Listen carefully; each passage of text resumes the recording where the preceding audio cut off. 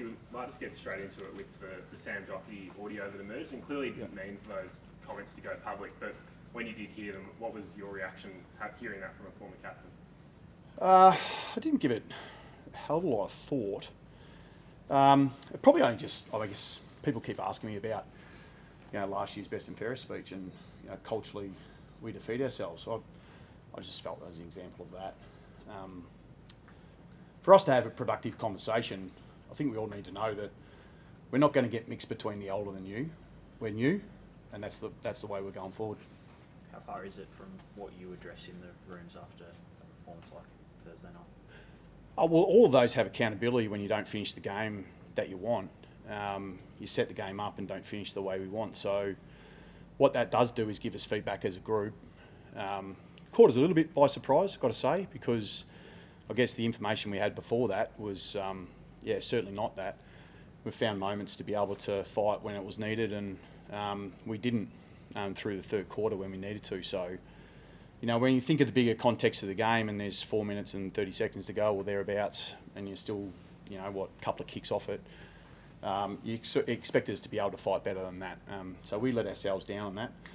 I'd imagine we're going to have some imperfection in that in early days. As I said, we're going to step into the new. And with that, we're obviously chasing a game model we want to play, and we want to do it more consistently. There may be moments of break, but at those particular times what we do expect is that we stick together as a footy team, and it might not look perfect, but we've got to fight more through those moments. So that is definitely something we acknowledge we need to get better at. Do you talk to Sam at all? What's he I'll move forward with the team I've got, because a lot of the stuff becomes he said, she said, and I can spend a lot of time talking about that here. But what I'd prefer to talk about is the game, and we're beginning again. That's what you do need to know. So I'll be pretty strong on that through these conversations and anything that I talk with the players. So I don't spend a hell of a lot of time focusing or sharing what others say about us. What I do is reinforce the behaviours we need, and when things get tough, we stick together. So that's what we'll do. Were you made aware that he would be uninvited from the We'll function? move on into the new. So Well, I just no, wanted I'm to not. know if you No, I were wasn't. made aware before that decision was made, and if that is a distraction. No, I'm not aware of that at all.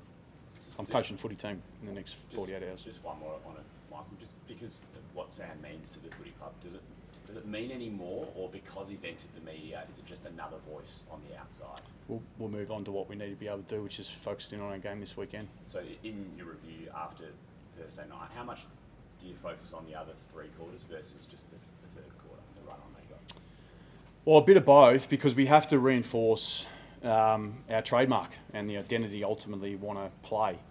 So we've had plenty of opportunities to be able to do that, and against some quality opposition, we were able to execute that. So it's finding that reinforcement, but also acknowledging we need to keep progressing as a football team, and we've got to find these marginal improvements. And in this case, it was a pretty significant one.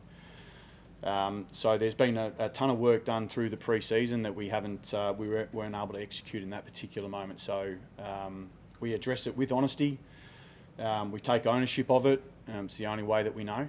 And then we look at those points of improvement we need to be able to make before we begin our next game. Is there a concern, Michael, if the game does get outside and really quick and open, that you will struggle, and you did last week?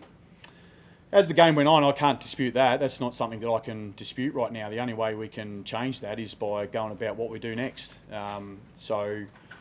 It's been something that we've gone a hell of a lot of work with over pre-season. So not just how we defend, but also how we manage the ball, and so that's going to be an important part for us moving forward. So at this point in time, it's 30 minutes of football, and we'll keep it at that. We won't make it any bigger than what it needs to be, and we'll accept that round zero for a quarter, and probably a half if we're truly honest, wasn't the standard we needed to. We let ourselves down for a short period of time, and we won't make it any bigger than that. Are you confident you've got the cattle to compete that way if Yeah, I the do. game goes that way on Thursday night? Yeah, I do, yeah, very much so. How did you rate the captain's game, Michael? You looked pretty frustrated by the end of it. I think we all were. Yeah, I think the captain was a reflection of all of us, and we were good for a short period of time, but we weren't good enough for long enough. Strategy-wise, what would you make over the weekend, the way Collingwood used Scott Pendlebury, Sydney used Hapley and the fifth player on the bench? Is that something you'll look to perhaps use differently this week or going forward? Yeah, I think we're still, obviously clearly the combinations and what we go with is a work in progress. Obviously when you look across the competition, everyone's using it slightly different. Brisbane used a second ruck. Obviously some other guys have, added an extra midfielder. Some have had a small forward. So I don't think it's necessarily consistent that way with how people are applying it. They'll apply it with how it's relevant to their team. So it's difficult to compare against based on your needs. So we'll just keep balancing it up. But obviously we're looking to find out what that best combination is, and we haven't found exactly what we need at this point in time. We'd like everyone in form, feeling good about themselves. And we've got some reason to do that, and we've got some other reasons that we need to be able to get better. Liam Reedy was kind of the player that fell into that slot for you. Do you revisit that this way? What was your assessment of how he went as that second ruck that sort of played that least percentage of game time? One of the key strategies coming in was the influence of Grundy. I think we underestimate his impact, and I'd say that Pitto and him did a really good job at being able to do that. So weighing up that particular strategy plus also the impact forward of the ball is just obviously something we'll consider weekly, but we'll obviously work through what those combinations need to look like moving forward. Is it something you're pretty happy with going in with two ruck? Oh, we have been. I mean, look, I think the most important thing to note is that the group that we played had all had really solid pre-seasons, and they're all carrying some reasonable form coming in and have made a real shift to the way that we've played, both from the energy on the football field, but also how they were helping us play. So there was enough evidence there to suggest that we can make it work. So I would imagine if it's needed this week, we can certainly do it, and it'll be just something we'll constantly assess. Sounds like Adam Sard's hamstring not too bad, and do you have a clue on who you might come in to replace him? Well, Matty Carroll and Lockie Cowan are both available, so our most important was to get them through some managed minutes last week to play some modified minutes through the VFL. So we're able to do that, so those two become available. So I'm guessing one of those two will probably end up taking pretty much his spot. We'll obviously decide that as we get through this particular training session. On Thursday night, Jagger Smith and Sam Lawler will go head-to-head for the first night. Is that potentially a match-up you'd allow through the midfield? I don't think I want Jagger at full back. But if he goes down there, we might release it from there. But through the middle, I hope we get to see it. I mean, they're both talented young men. I know how tough it was, having to, decipher all the evidence that through the draft and watching them two come through, and they're both very different players. One's very power orientated. Obviously, Jagger, we felt like was, the player for us, and I'm sure Richmond are not disappointed either. But I'm sure they'll cross each other's path. There's no doubt. We obviously hope that we get the upper hand at some stage, but in that contest. But it's something to look forward to out of the game. It's our first home game of the year. To be able to get our supporters there and with the supporter base is really important to us. So a lot gets spoken about, us as a football club, but the one thing that we do get is we energise the stadium. And so I'd imagine when you're talking about Carlton Richmond, it's going to be no different. So the contest itself is just something we're really looking forward to. So it's really hard to sort of sit back and sort of think about all the things that get talked around this game other than the game itself. So we get pretty much fixated into that and the jobs we need to be able to get done, and we want to get our first win on the board in front of our home crowd. Corresponding matchup last year, Voss, they kind of knocked you flat on your back a little bit. Do you revisit any element of that going into Thursday? No, we don't, because it's not, as I said, like step out of the old and go into the new. We're going to have upwards of 10, 12 people that are different who are in that team.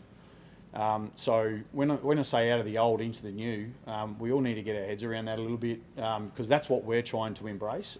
We've got a different dynamic. The way we want to play is going to be different. We're going to have some challenges in that. Won't be perfect. But we've got to accept that imperfection. If we're going to get to where we're going to go, we have to actually accept that imperfection, accept a bit of noise around that, and then just keep moving forward. What are the major dangers that the Tigers pose for you? Well, they've still got their experience. Well, clearly they've still got their experience that's there. Their youthful energy clearly is something that they do have. Nank's still in the middle, Taranto's still through midfield, Lynch is still full forward. And they've still got some guys down back that can help him with Floston, and if he obviously gets up and is fit and available. So, and then surrounded with some youth. So, I don't think we can ever accept that a game is anything going to be hard. And so when we step in every single game, especially these ones, there's an element of passion to it and becomes a little bit more personal. And this is an important game for our football club. Just about the theme, Michael, of sticking together in the new Carlton. Have you spoken to Graham about these reports of the club? No. Reached out to Craig? I don't worry myself about those too many things. You cited before the cultural internal stuff. How applicable is that to all those reports and the like? No, I haven't even thought about it. So you asked me the question, I'll answer it, but I haven't even thought about it. Thanks, Greg. Thank you. Cheers. Yeah, thanks.